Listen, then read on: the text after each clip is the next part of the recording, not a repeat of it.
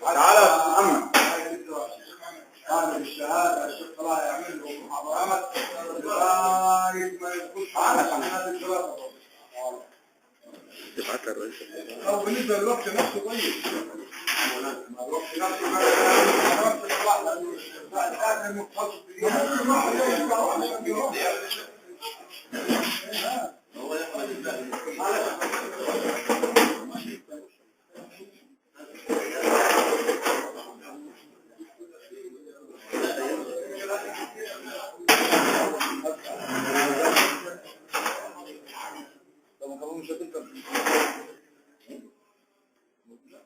مش ده مطالب القناة العقلانيين دي لوائح ما يطلعش منها.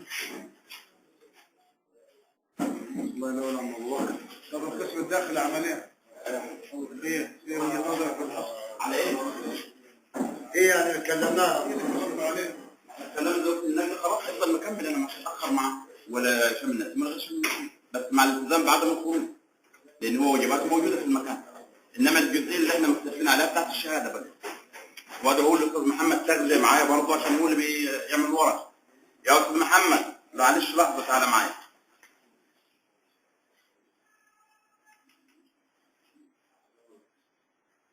فضيلة الشيخ صلاح بيقترح انه يعمل لك محاضرات للشهاده مع امتحان النهائي وياخذ واجبات في الماده.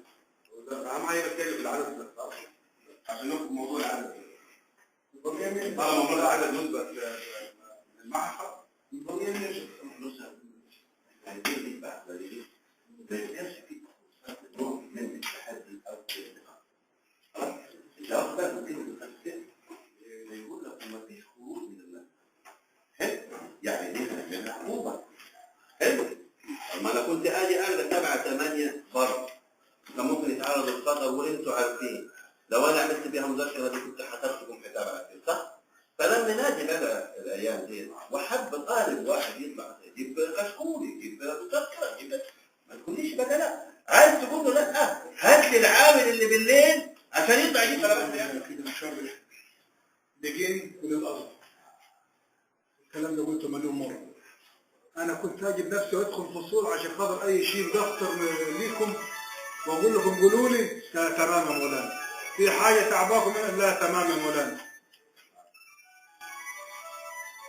لو كملت يعني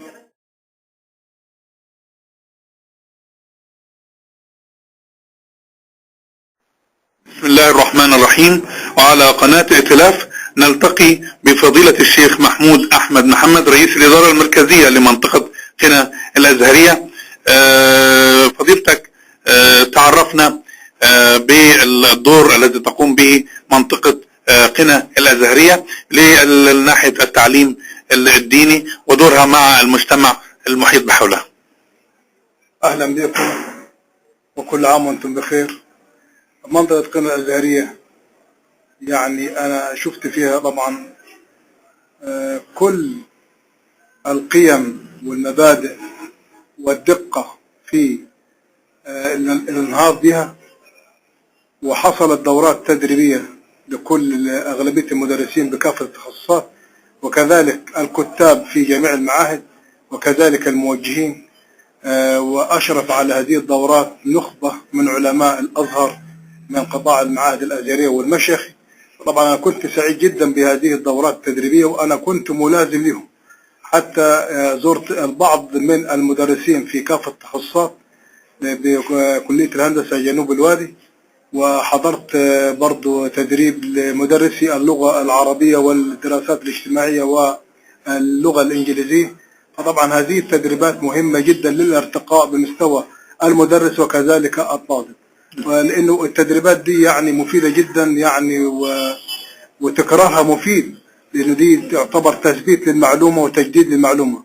كما أني من جانب آخر تابعت المعاهد بالمرور عليها، وبالذات في الوسائل التعليمية والمعامل وما شابه ذلك، فوجدت برضو يعني بعض يعني الحاجات اللي هي مطلوبة للمعاهد زي جهاز داتا شو وجهاز عرض الشرائح وبعض المواد الكيماوية للمعامل، وقمت بالحث على تفعيل هذه الأوضاع والسبب في ذلك هو النهوض بالطالب الأزهري. نعم. كما أني حضرت بعض الاحتفالات زي البنت اللي هي في معهد القمان التي طلعت الرابعة على مستوى الجمهورية في القرآن الكريم، وكذلك برضو حضرت الاحتفال بتاع الوسائل التعليمية والمعارض الفنية في المنطقة مرتين على التوالي في شهر واحد، وأنا سعيد جدا بالفن القائمين على هذه المعارض.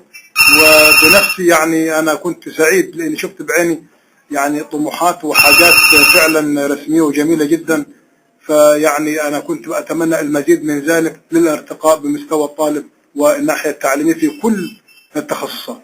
أيضا بنتساءل عن الجديد في المنطقة الأزهرية من ناحية البناء، الإحلال والتجديد، من ناحية المسابقات التي تقام لتسكين العاملين الجدد بداخل المنطقة الأزهرية، مسابقات الترقي لبعض الوظائف الموجودة داخل الإدارة المركزية للمنطقة الأزهرية. بالنسبة للمباني حضرتك، أنا يمكن من فترة قريبة تقدمنا بطلب الإدارة الهندسية بتخصيص قطعة أرض موجودة بجوار المعهد البنين الأزهري للمنطقة الأزهرية، وعدد طوابقها عدة طوابق، وكل طابق يمكن جاني طلب ثاني قال لي عاوزين نخلف كل طابق مثلا قاعة للاجتماعات وكذا يعني، فأنا وافقت على ذلك.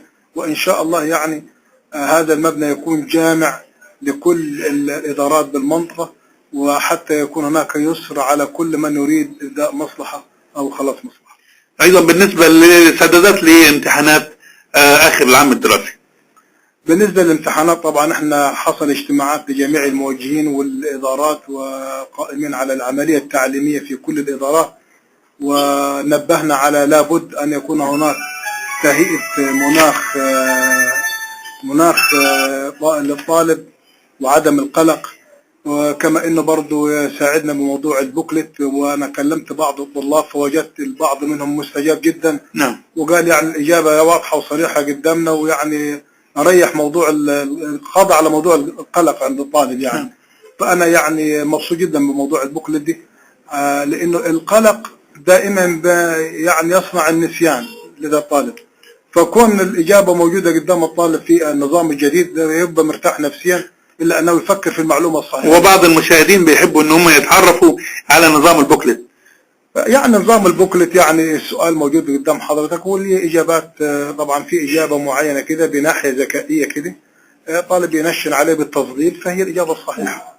وورقة الأسئلة وورقة الإجابة بياخدها نفسه اللي هو المراقب أو الملاحظ. نعم. ما بياخدهاش الطالب بنفسه. نعم وبعدين احنا وجدنا حتى الوقت كافي للإجابة وفي سعة الطالب وفي راحته يعني. فضيلتك كلمة أخيرة تعطيها لأبنائك العاملين وأبنائك الطلاب في التابعين للإدارة المركزية لمنطقة قنا الأزهرية.